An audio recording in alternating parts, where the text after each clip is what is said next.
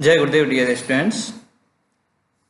Welcome once again to the online classes of Sri Guru Kripa Senior Secondary School, Raipur. Students, from our last two videos, we are studying active passive voice in English grammar.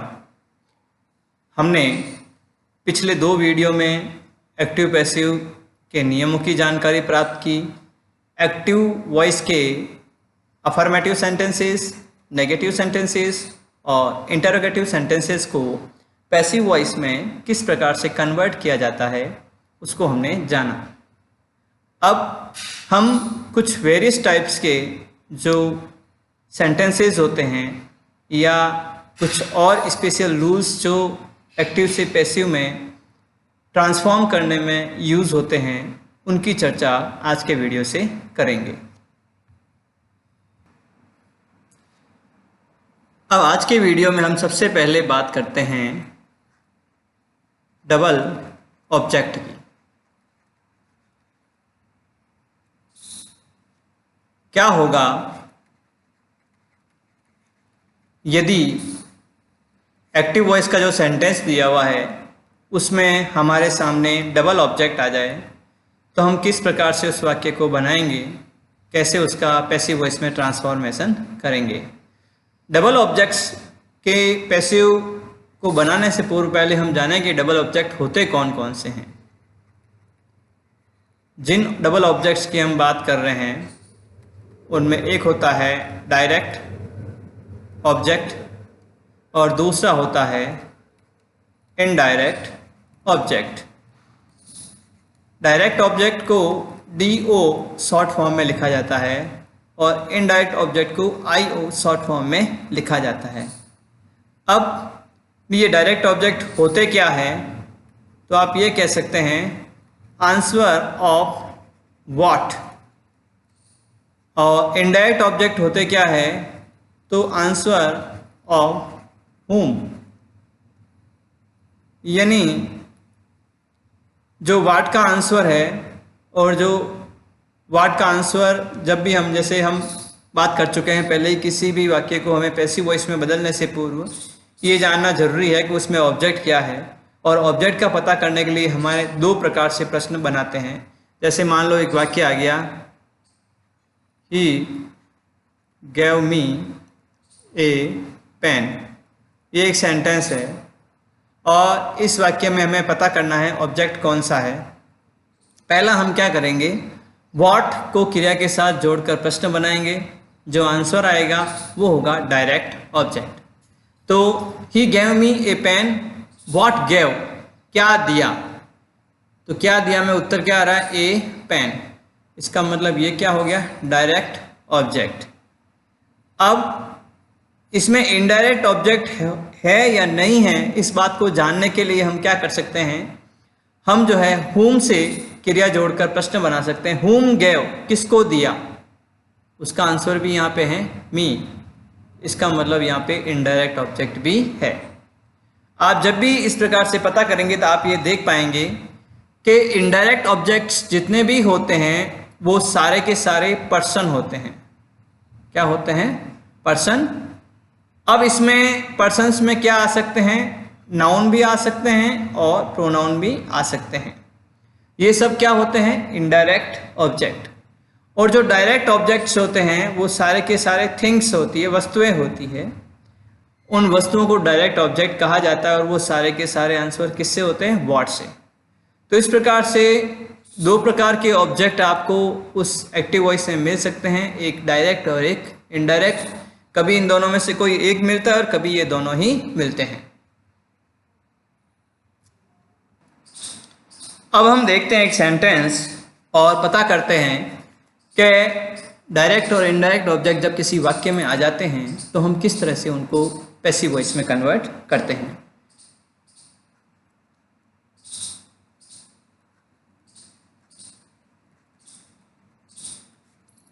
जैसे हमने वाक्य ले लिया, he gave me a nice treatment। Treatment का मतलब क्या होता है? उपचार, इलाज। उसी प्रकार एक अन्य एग्जाम्पल देख लेते हैं। The teacher tells us a story daily. ये दो सेंटेंस आपके सामने हैं जो मैं यहाँ डायरेक्ट ऑब्जेक्ट और इनडायरेक्ट ऑब्जेक्ट को एक्टिव से पैसिव में किस प्रकार से बदलते हैं। हालांकि आपके पास छूट रहती है कि आप चाहे तो डायरेक्ट ऑब्जेक्ट से सेंटेंस बनाएं और आप चाहे तो इनडायरेक्ट ऑब्जेक्ट से सेंटेंस बनाएं। दोनों ही तरीके से आप सेंटेंस बना सकते हैं, लेकिन यदि दो ऑब्जेक्ट वाले सेंटेंस आते हैं तो आपको मोस्टली डायरेक्ट ऑब्जेक्ट को लेकर ही सेंटेंस बनाना है। अब इस वाक्य में हम जब भी एक्टिव वॉइस से पैसिव वॉइस में हम बदलते हैं, सबसे पहले हमारे पास क्या चीज़ होती है कि हमें ऑब्जेक्ट को पहचानना है, और ऑब्जेक्ट को पहचानने के लिए किसका ध्यान करना होता है, हमें क्या पता करना होता है? क्रिया कहाँ है? तो क्रिया है गैव। अब ये जो गैव वर्ब है इसके साथ हम जोड़ेंगे व्हाट, क्योंकि हम किसका सेंटेंस बना रहे हैं? डायरेक्ट ऑब्जेक्ट को लेकर। तो what gave treatment, what gave treatment, क्या दिया? उपचार। अब यहाँ ट्रीटमेंट के साथ एक वर्ड आया हुआ है नाइस। ये क्या है? इसका एडजेक्टिव, विशेषण है इसका, और ये इसके साथ ही रहता है। और इस नाइस के पहले आई हुई एक प्रीपोजिशन ए, और ये प्रीपोजिशन भी इसी के साथ रहेगी, यानी यहाँ से लेकर यहाँ तक ए नाइस ट्रीटमेंट, ये पूरा के पूरा जो वर्ड एक तरह से क्या कहा जाएगा? ऑब्जेक्ट कहा जाएगा। तो हम जब डायरेक्ट ऑब्जेक्ट से लेके सेंटेंस बनाएंगे तो हमारा जो सेंटेंस होगा वो क्या होगा? ए नाइस ट्रीटमेंट। पहले आ गया ऑब्जेक्ट, ये हमने पढ़ रखा है। अफर्मेटिव सेंटेंस होता है एक्टिव वॉइस में तो सबसे पहले क्या आता है? ऑब्जेक्ट। नेगेटिव सेंटेंस होता है एक्टिव वॉइस में तो भी सबसे पहले क्या आता है? ऑब्जेक्ट। और इंटरोगेटिव सेंटेंस होता है एक्टिव वॉइस में तो सबसे पहले जैसे वहाँ हेल्पिंग वर्ब आई हुई है तो हेल्पिंग वर्ब आएगी, और WH वर्ड आया हुआ तो WH वर्ड आएगा। ए नाइस ट्रीटमेंट। अब उसके बाद में हमें क्या लिखनी होती है? Helping verb. विद्यार्थियों, इस जगह पर आप समझते हुए जो है आपके पुराना जो काम किया हुआ है, जिसमें मैंने स्ट्रक्चर बताया है, रूल्स बताए हैं, उस कॉपी को अपने सामने रखना, ताकि आप जो भी मैं चीज़ें बोल रहा हूँ उनको वापस चेक कर सकें और वापस आपके रिमाइंड हो सकें। तो ए नाइस ट्रीटमेंट, पहले ऑब्जेक्ट आ गया, ऑब्जेक्ट के बाद में स्ट्रक्चर में आती है हेल्पिंग वर्ब। मैंने आपको बताया था कि एक्टिव वॉइस में एक्टिव वॉइस से जब पैसिव वॉइस बनाते हैं तो लगभग हेल्पिंग वर्ब का यूज़ हो ही जाता है। अब हेल्पिंग वर्ब का यूज़ कैसे करते हैं? एक्टिव वॉइस का टेंस देख लीजिए और फिर चार्ट को देखिए, और चार्ट के अनुसार आपको पता चल जाएगा। यहाँ आया हुआ है गेव, कौन सा टेंस है ये? Past simple. कैसे पता चला? मेन वर्ब की कौन सी फॉर्म है? Second form. अब हमने कैसे जाना मेन वर्ब की सेकेंड फॉर्म है? यदि हमें इसकी तीनों फॉर्म याद है तो हम जान पाएंगे कि मेन वर्ब की कौन सी फॉर्म है? Second form. यहाँ सेकेंड और थर्ड सेम नहीं होती, इसलिए कंफर्म कह सकते हैं कि सेकेंड फॉर्म है। और सेकेंड फॉर्म का यूज़ किस में होता है? पास्ट सिंपल में।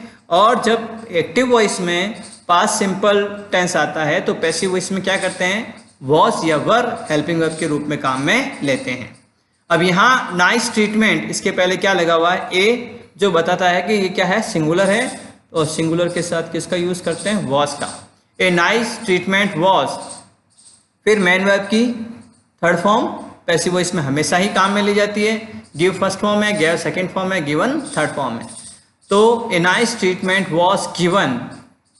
अब यहाँ पर हमें क्या यूज़ करना है?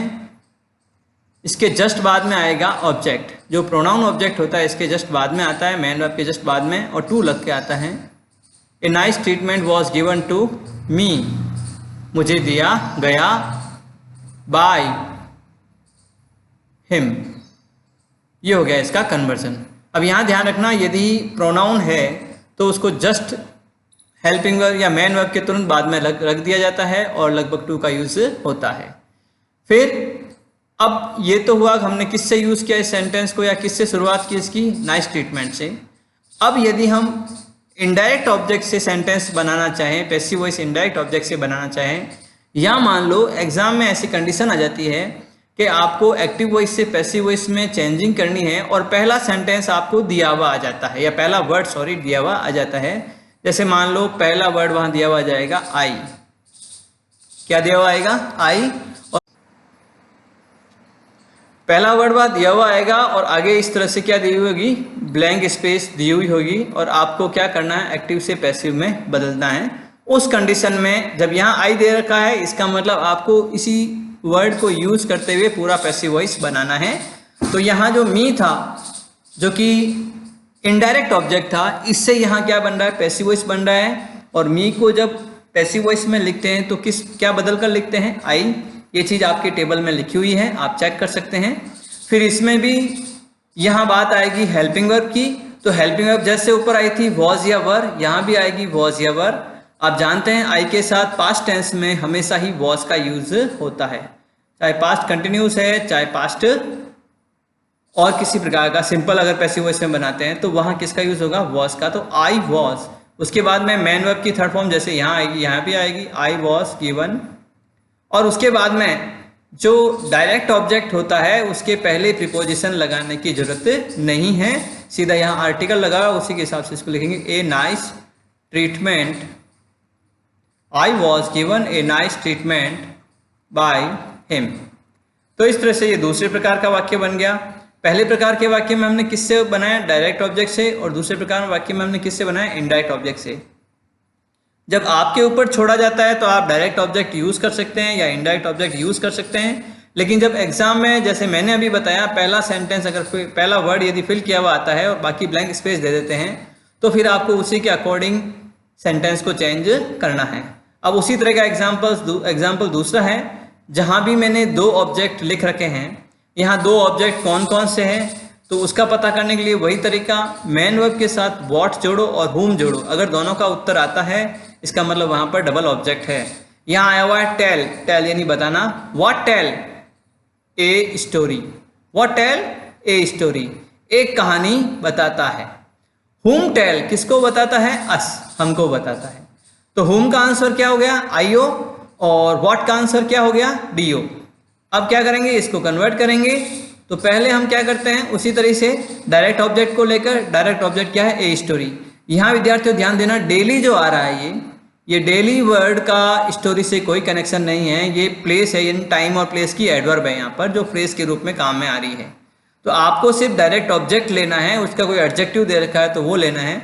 ऐसा नहीं कि ए स्टोरी डेली, इससे आप सेंटेंस शुरू कर दें। थोड़ा यहाँ आपको विचार करना पड़ेगा। तो यहाँ पहला वर्ड आ जाएगा ए स्टोरी, फिर उसके बाद में क्या आती है, हेल्पिंग वर्ब एज यूजुअल। यहाँ टेंस कौन सा है, देखो TELLS, एस का यूज कौन से टेंस में होता है, SCIS का। SCIS का यूज होता है प्रेजेंट सिंपल टेंस में। इसका मतलब यहाँ कौन सा टेंस है, प्रेजेंट सिंपल। और प्रेजेंट सिंपल टेंस की जब पैसिव वॉइस बनाते हैं तो वहाँ क्या आता है, इज, आर और एम। और यहाँ क्या है, ए स्टोरी, तो हमें किसका यूज करना पड़ेगा, इज, ए स्टोरी इज। उसके ठीक बाद में क्या आ जाएगी, man verb told, A story is told. अब यहां आ जाएगा अस, टोल्ड अस, यहां टू अस नहीं आएगा, a story is told us, told to, sorry to आएगा यहां पर, टोल्ड टू अस बाय, और उसके बाद में आ जाएगा द टीचर, और लास्ट में आ जाएगा डेली। तो ये हम सेंटेंस जो है इस प्रकार से इसको बदलेंगे। अब ये तो हमने इनडायरेक्ट ऑब्जेक्ट लेके सेंटेंस बना दिया, अब हम डायरेक्ट ऑब्जेक्ट लेके भी सेंटेंस बना के देखते हैं। इनडायरेक्ट ऑब्जेक्ट में हमने क्या, सॉरी ये डायरेक्ट ऑब्जेक्ट है ए स्टोरी। अब इनडायरेक्ट ऑब्जेक्ट क्या था, आई, ओ क्या है, अस। इसका हमें क्या बनाना है, सब्जेक्ट की जगह पर ले जाना है। और जब इसको सब्जेक्ट की जगह पर ले जाएंगे तो किस में बदलेंगे इसको, वी, ठीक है। इसके बाद में यहाँ क्या आया हुआ था, इज, क्यों आया, क्योंकि स्टोरी सिंगुलर था, लेकिन यहाँ क्या है, वी प्लूरल है, तो वी के साथ क्या आएगा, आर। हेल्पिंग वर्ब वो की वो आएगी, इज, आर, एम में से ही कोई आएगी, लेकिन यहाँ वी है इसलिए क्या आ जाएगा, आर आ जाएगा। ये वी यहाँ कौन सा ऑब्जेक्ट है, indirect object, we are told, और उसके बाद में क्या आ जाएगा, a story by the teacher daily. यहाँ डेली वर्ड जो है वो एडवर्ब फ्रेज है, उसको हमने सबसे लास्ट में लिखा है, और जो मैन आ जाता है ऑब्जेक्ट को सब्जेक्ट बनाकर लिखना, लिख दिया। हेल्पिंग वर्ब मैन वर्ब के बाद में वापस अगर वो दूसरा ऑब्जेक्ट है तो वो, उसके बाद में बाई लगा के सब्जेक्ट, और उसके बाद में अदर्स। तो इस तरह से विद्यार्थियों आपने देखा कि हम डबल ऑब्जेक्ट्स वाले सेंटेंस जो है कैसे सॉल्व करते हैं। आपके पास तरीका वही रहता है, दोनों में से कोई भी बना दीजिए यदि पूरा आपको चेंज करना है, और यदि आपको कुछ पार्ट दिया हुआ है और पार्शियल पार्ट आपको चेंज करना है, यानी पहला वर्ड यदि दिया हुआ है तो आप फिर उसी हिसाब से उस वाक्य को बनाएंगे। अब विद्यार्थियों एक्टिव वॉइस और पैसिव वॉइस में एक अलग रोल पर डिस्कस करते हैं। मैंने कुछ नीचे सेंटेंस दिए हुए हैं, इस प्रकार के वाक्य आपने देखे होंगे जहां पर पहला वर्ड जो है पीपल आता है और इसके साथ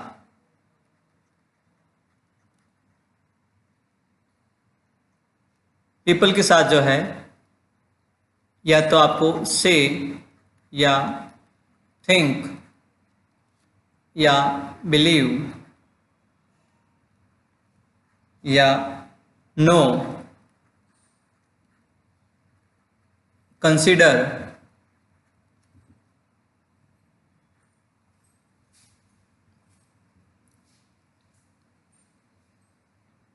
क्लेम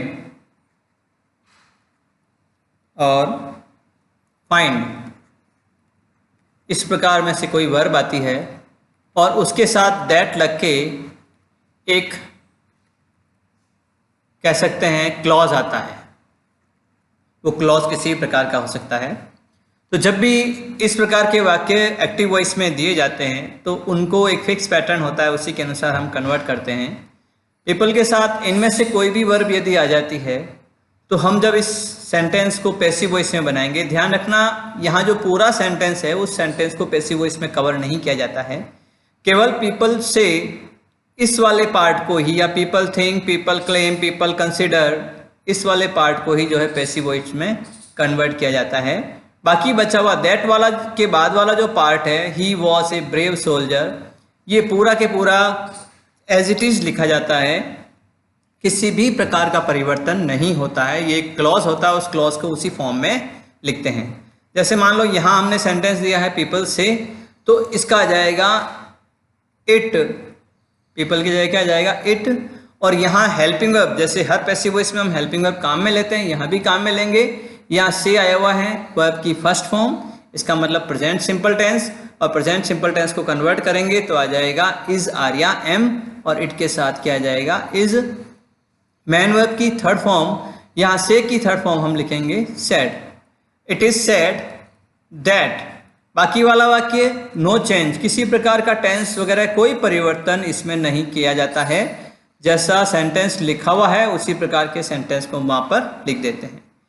ठीक वैसे वैसे यहाँ पीपल थिंक आया हुआ है, दैट अब यहाँ आ जाएगा इट इज थॉट, क्या जाएगा इट इज थॉट। यहाँ इज क्यों आया, क्योंकि यहाँ भी क्या है थिंक फर्स्ट फॉर्म है, और फर्स्ट फॉर्म होने का मतलब सेंटेंस कैसा है प्रेजेंट सिंपल टेंस का, तो हम यहाँ करेंगे इज, और इट के साथ इज ही आता है, आर या एम नहीं आता है। इट इज थॉट दैट, और पूरा बचा हुआ वाक्य honesty is the best policy, ये सेंटेंस यहाँ आ जाएगा। उसके बाद में people consider that all the passengers were saved, लोगों ने समझा कि सारे के सारे यात्री बचा लिए गए। अब यहाँ देखना पहला वाला सेंटेंस एक्टिव वॉइस है, पीपल कंसिडर्ड, इसमें पीपल सब्जेक्ट हो गया, कंसिडर्ड मैन वर्ब की सेकंड फॉर्म है यानी पास्ट सिंपल टेंस है। ऊपर के जो दोनों सेंटेंस थे दोनों ही प्रेजेंट सिंपल टेंस के थे, अब जो हम सेंटेंस की बात कर रहे हैं वो पास्ट सिंपल टेंस है। अब देखिए यहाँ कैसे बदलेंगे, और यहाँ दूसरा वाक्य जो है उस पर थोड़ा सा गौर कीजिए, all the passengers were saved, ये वाक्य पैसिव वॉइस का है। ऑल द पैसेंजर्स, इसके साथ क्या हुआ है वर, और वर के साथ क्या हुआ है सेव्ड। वॉज और वर के साथ जनरली कौन सी वर्ब का यूज होता है, फर्स्ट फॉर्म और आईएनजी। जब फर्स्ट फॉर्म और आईएनजी नहीं आती है, वर्ब की थर्ड फॉर्म आती है, इट मीन्स वो वाक्य कैसा है पैसिव वॉइस का है।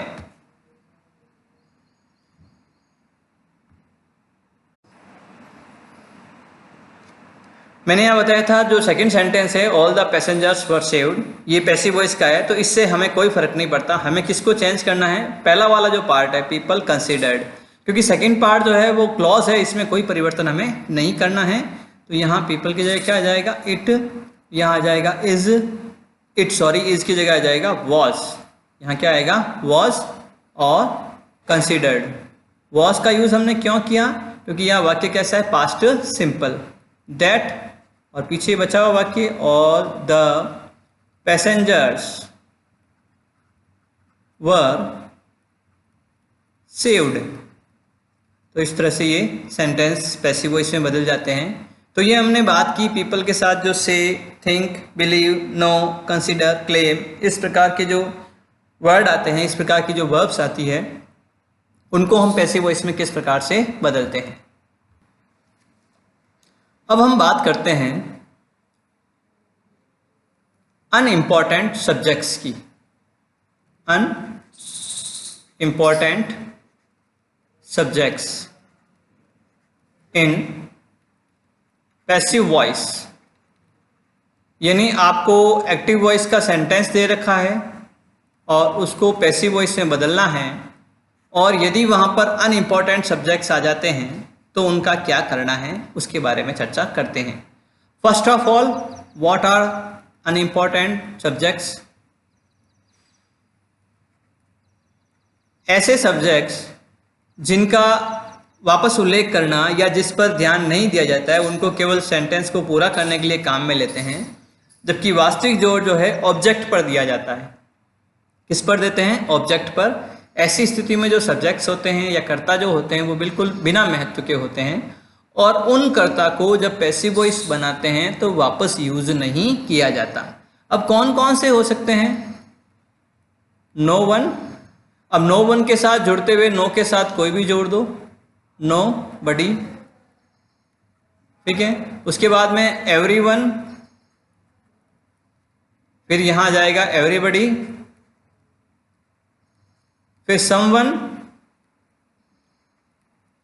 समबडी,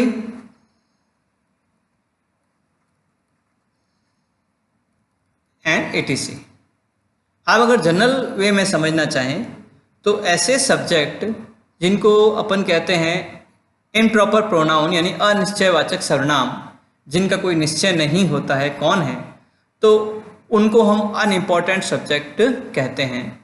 इसमें कई बार दे जो है उसको भी अनइम्पॉर्टेंट माना जाता है, यानी दे अगर एक्टिव वॉइस में दिया हुआ है और उसको यदि आप पैसिव वॉइस में नहीं लिखते हैं तो भी चल सकता है, यदि उस पर जोर नहीं दिया जाता है। तो इस तरह से ये जो सब्जेक्ट्स हैं, इस प्रकार के जो अन्य सब्जेक्ट्स हैं, उनमें क्या होता है, इनको बोलते हैं अनइम्पॉर्टेंट सब्जेक्ट्स, और इनको पैसिव वॉइस बनाते समय वापस यूज नहीं किया जाता है। अब यहाँ आपको सबसे ज़्यादा ध्यान रखना है नो वन और नो बडी, या इससे रिलेटेड जो वर्ड आते हैं उनका। अब नो वन नो बडी, यहाँ दोनों में ही क्या लगा हुआ है, नो लगा हुआ है। ये जब सेंटेंस आएंगे तो इनमें आपको वाक्य को देखकर नहीं लगेगा कि वो नेगेटिव है, लेकिन उसका जब आप अर्थ करेंगे तो आपको पता चल जाएगा कि वो वाक्य नकारात्मक है। जैसे मान लो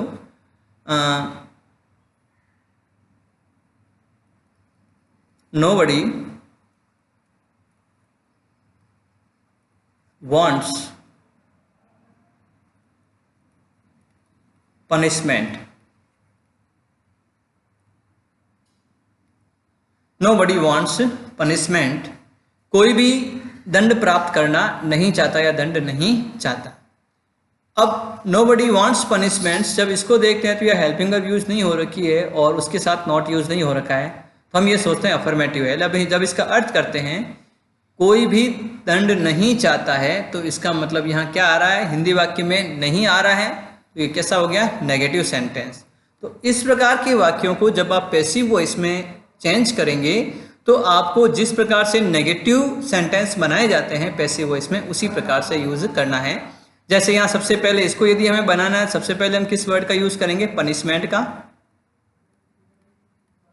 पनिशमेंट क्या है, यहाँ पे ऑब्जेक्ट है। What wants या what does not want, यानी क्या नहीं चाहा जाता है या क्या नहीं चाहते हैं, पनिशमेंट। तो पनिशमेंट क्या हो गया, ऑब्जेक्ट हो गया, और चूंकि ये what का आंसर है तो ये कैसा ऑब्जेक्ट हो गया? Direct object. इसके ठीक बाद में हम क्या लिखते हैं? Helping verb. और यहाँ वांट्स आया हुआ है प्रेजेंट सिंपल टेंस। इसका मतलब क्या आ जाएगा? इज, आर या एम। यहाँ पनिशमेंट के साथ क्या आ जाएगा? इज, क्योंकि ये बहुवचन नहीं है। Punishment is. अब उसके ठीक बाद में क्या आ जाएगा? नॉट। नॉट क्यों आया? क्योंकि यहाँ जो नोबडी है उसको हम वापस यूज नहीं करेंगे, ये अनइम्पॉर्टेंट सब्जेक्ट है, तो नोबडी यूज नहीं करेंगे, लेकिन नोबडी का जो नो है उसको हमें काम में लेना है, तो वो हमने यहाँ काम में ले लिया। Punishment is not wanted. Punishment को चाहा नहीं जाता है या इसकी इच्छा नहीं की जाती है। तो इस प्रकार से ये जो सेंटेंस आया नो वाला, अब नो बडी भी आ सकता है, नो वन भी आ सकता है, इस प्रकार का जो सेंटेंस होता है उस सेंटेंस में हम पैसिव वॉइस बनाते समय हेल्पिंग वर्ब के बाद नॉट का यूज करते हैं। इस बात का आपको विशेष ध्यान रखना है। नेक्स्ट सेंटेंस जैसे हम देखते हैं, समवन का देखते हैं। Someone has stolen my notebook. ये सेंटेंस आ गया, someone has stolen my notebook. अब हम उस पर ध्यान नहीं दे रहे हैं कि किसने चुराई है, हम ध्यान इस पे दे रहे हैं कि चुरा ली गई है। क्या चुरा ली गई है? हमारी नोटबुक। तो अब वही तरीका, सबसे पहले क्या पता करेंगे? ऑब्जेक्ट। What stolen? नोटबुक। तो यहाँ शुरुआत किससे हो जाएगी? माई नोटबुक। ये माई भी साथ में ही आएगा, अलग से नहीं आएगा, ये रिलेटिव प्रोनाउन है और रिलेटिव प्रोनाउन साथ में ही रहता है। माई नोटबुक, यहाँ क्या आया हुआ है? हैज़। इसकी जब पैसिव वॉइस बनाएंगे तो या तो हैज़ बीन या हैव बीन। यहाँ नोटबुक क्या है? सिंगुलर है, तो आ जाएगा has been. My notebook has been. फिर मैन वर्ब की थर्ड फॉर्म, और हैज़ के साथ हमेशा मैन वर्ब की थर्ड फॉर्म ऑलरेडी आती है, तो यहाँ हो जाएगा my notebook has been stolen. अब यहाँ मैंने नॉट का यूज नहीं किया क्योंकि यहाँ नो नहीं है बल्कि सम है। समवन, समबडी, एवरीवन, एवरीबडी, इस प्रकार के जो शब्द आते हैं तो वहाँ हम क्या करते हैं? इनको वापस यूज नहीं करते, क्योंकि इनको क्या कहा जाता है? अनइम्पॉर्टेंट सब्जेक्ट्स कहा जाता है और इनका वापस यूज नहीं होता है। तो विद्यार्थियों, आपको ध्यान रखना है कि इस प्रकार के जो सब्जेक्ट आते हैं, इससे मिलते जुलते जो सब्जेक्ट आते हैं जिनके बारे में कोई विशेष ध्यान नहीं दिया जाता, वो जो है सारे के सारे पैसिव वॉइस बनाते समय वापस नहीं लिखे जाते हैं। और स्पेशली नो वाले अनइम्पॉर्टेंट सब्जेक्ट का आपको ध्यान रखना है। अब हम बात करते हैं कि यदि एक्टिव वॉइस में टू इन्फिनेटिव का यूज होता है,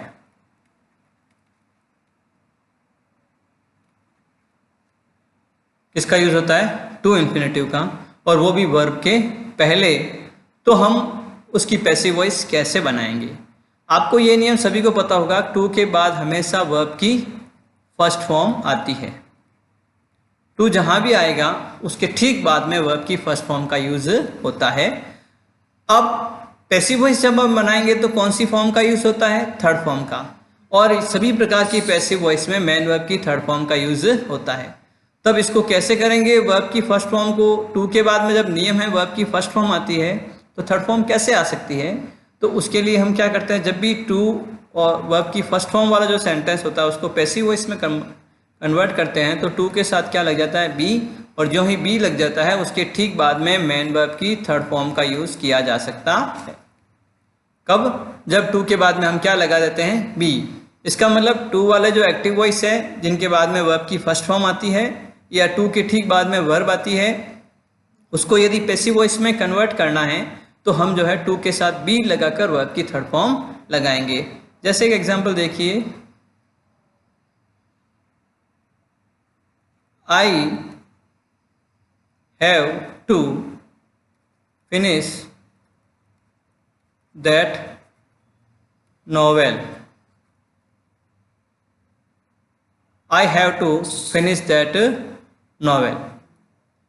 मुझे उस नॉवेल को पूरा करना पड़ेगा। हैव टू आ गया, इसमें हैव के साथ टू आ गया और उसके ठीक बाद में क्या आ गया? फिनिश आ गया। तो यहाँ जब पैसिव वॉइस बनाएंगे तो कैसे बनेगा पैसिव वॉइस? सबसे पहले क्या आ जाएगा? ऑब्जेक्ट।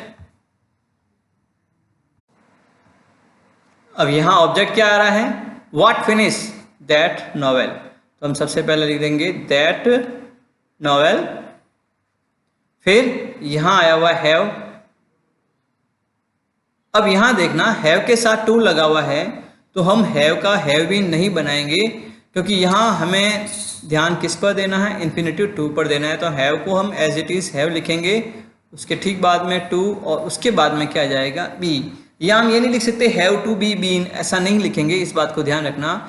हेल्पिंग वर्ब के तुरंत बाद में यदि टू आता है और मैन वर्ब के ठीक पहले टू आता है, तो वो किसी भी काम को दबाव देता है जोर करने के लिए, या आवश्यक रूप से उस काम को करना। You have to come here, तुम्हें वहाँ आना ही पड़ेगा। You had to go there, तुम्हें वहाँ जाना पड़ा। आई एम टू रीड, मुझे पढ़ना ही पड़ता है। तो इस तरह से जो सेंटेंस होते हैं उसमें हेल्पिंग वर्ब के ठीक बाद में टू का यूज़ होना किसी कार्य की दबाव को या किसी कार्य को करने ज़बरदस्ती करने को महसूस किया जाता है। और कई बार क्या होता है, टू के बाद में जो आता है वो वर्ब आती है, वो पर्पस होती है। जैसे I went there to learn English, मैं वहाँ इंग्लिश पढ़ने के लिए गया। उस स्थिति में जो लर्न के पहले टू आ रहा है उसकी पैसिव वॉइस नहीं बनेगी। ये पैसिव वॉइस कब बनेगी, जब मेन वर्ब के ठीक पहले टू का यूज होता है। तो हम क्या करेंगे, टू के साथ किसका यूज कर देंगे, बी का। इस कंडीशन में यहाँ पहले जो हैव हैज हैड आती है उसका हम चेंज नहीं करेंगे, जैसी वर्ब आ रही है वही लिखेंगे। तो यहाँ आ जाएगा that novel have to be finished, have to be finished by me. यहाँ बाई आ गया, लास्ट में क्या आ गया, मी आ गया। तो इस तरह से ये जो सेंटेंस है टू वाला, इस सेंटेंस को हम कवर करते हैं या इसको हम चेंज करते हैं। Ravi had to take part in that drama. जैसे ये सेंटेंस है। अब यहाँ भी क्या आ गया, हेल्पिंग वर्ब के ठीक बाद में टू और उसके ठीक बाद में मेन वर्ब। यहाँ टू के बाद में पर्पस नहीं है, इस बात को बार बार ध्यान रखना। टू के बाद में यदि मेन वर्ब आती है तो ही जो हम अब बता रहे हैं एक्टिव वॉइस पैसिव वॉइस इस प्रकार का परिवर्तन होता है। यहाँ भी क्या आएगा, इसको थोड़ा सेंटेंस को चेंज कर देते हैं। देखिए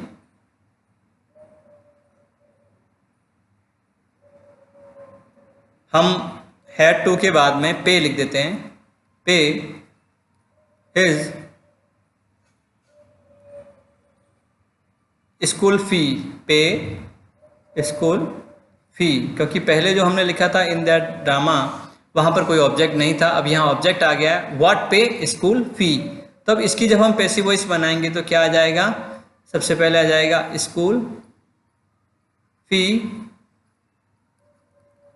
फिर इसके बाद में हेड, और हेड के बाद में क्या आ जाएगा, टू, और टू के ठीक बाद में क्या आ जाएगा, be, had to be paid by Ravi. तो इस तरह से जो टू वाला सेंटेंस होता है, जब टू के बाद में मेन वर्ब आती है, नॉट ऑब्जेक्ट या नॉट पर्पस, मेन वर्ब, उस कंडीशन में क्या करते हैं, टू के बाद में बी लगा देते हैं, फिर मेन वर्ब की थर्ड फॉर्म लगा के बाई लगा के हम सब्जेक्ट को ऑब्जेक्ट बनाकर लिखते हैं। तो इस तरह से विद्यार्थियों आज आपने कुछ और एग्जाम्पल्स देखे, कुछ अन्य रूल्स के, कुछ एक एग्जाम्पल्स और है जो हम नेक्स्ट वीडियो में देखेंगे, और उसी के साथ आपका एक्टिव वॉइस पैसिव वॉइस का टॉपिक खत्म हो जाएगा। पूर्व की तरह ही इस वीडियो में दिखाए हुए सभी एग्जाम्पल्स को, रूल्स को आपको अपनी नोटबुक में नोट करना है, और इससे रिलेटेड कुछ एग्जाम्पल्स आपको असाइनमेंट में दिए जाएंगे, उनको भी आपको सॉल्व करना है, जिनके आंसर्स जो है आपको जिस दिन असाइनमेंट दिया जाएगा उसी दिन शाम को जो है वापस बता दिए जाएंगे। और पूर्व में जो असाइनमेंट में आपको क्वेश्चन आंसर दिए गए थे उसके असाइनमेंट जो है वो भी आज आपको मिल जाएंगे। थैंक्स, जय गुरुदेव।